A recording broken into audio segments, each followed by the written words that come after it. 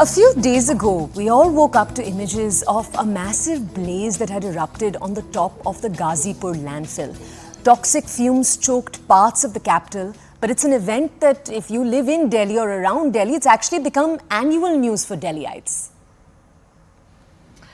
But it's not just Delhi, right? India is home to over 3,100 landfills scattered throughout the country. And these landfills pollute the groundwater, release toxic fumes and are a hazard to the villages around them as well. Right. This Monday morning on TBC, we thought we'd start the show differently by asking, where exactly does our trash go? And we look at solutions. So we thought, why are some cities able to handle their waste more effectively? What exactly are they doing right? Take a look at this report to find out more.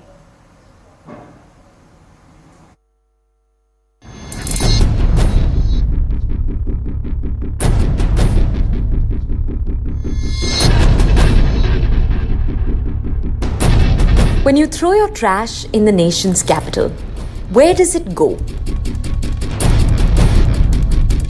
We travelled to a little outside the city to find out.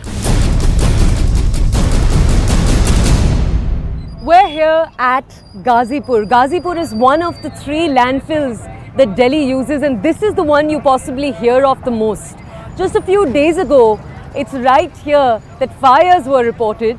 But you hear about this the most because this is the landfill that is the tallest or the highest.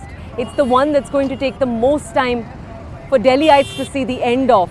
Officials had earlier said that this entire landfill would be reduced by this year itself. That timeline has now been shifted to 2026. If you just take a closer look at the landfill, you're going to see a few different kinds of machines. There are JCBs, but there are also, on the right side over here, machines that are used to segregate the different kind of waste that is present in the landfill. The issue though is not just the landfill itself, it's what happens because of the toxic waste to the residents that live in the villages nearby, the officials who work on the site every single day, and obviously lastly, the flora, the fauna, down here the dogs, the birds, the animals that are interacting with this landfill 24/7.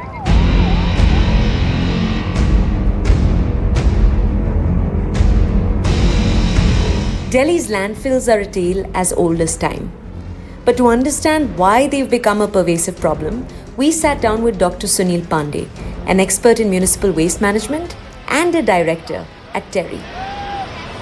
Are the piles of garbage a result of something going wrong in the way in which Delhi is doing its waste collection?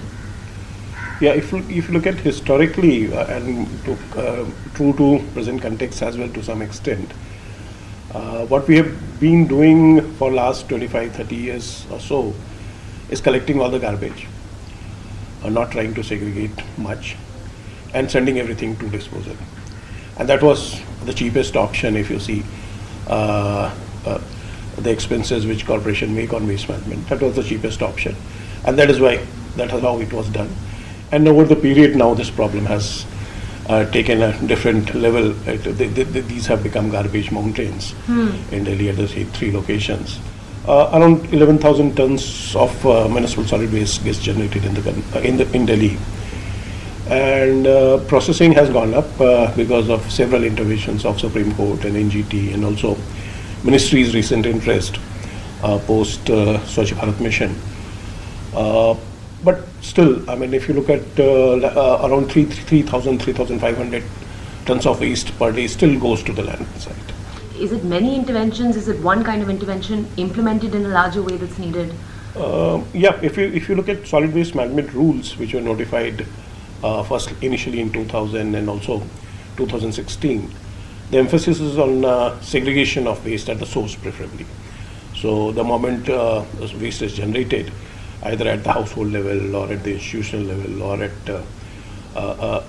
government offices, it has to be segregated essentially into 3 categories: wet waste, which is bio waste; dry waste, which is largely recyclables; and also inerts To some extent, household hazardous waste as well. So let's just really break that down. Let's give an example, if we can, of each of these things. Wet waste, if you see, it's food waste or garden waste. Like ingredients that you've chopped and not used. Or food that's eaten. leftover food, which should not be mixed with dry waste. When you say it is about it's paper, plastics, metal can, for example. And you said the third kind was toxic.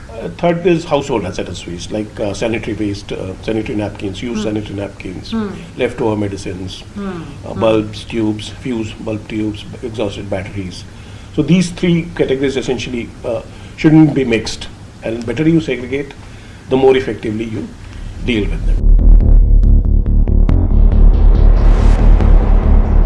To see the end of this mountain and the others that are located around Delhi, the decision actually starts the next time you're standing in front of your dustbin.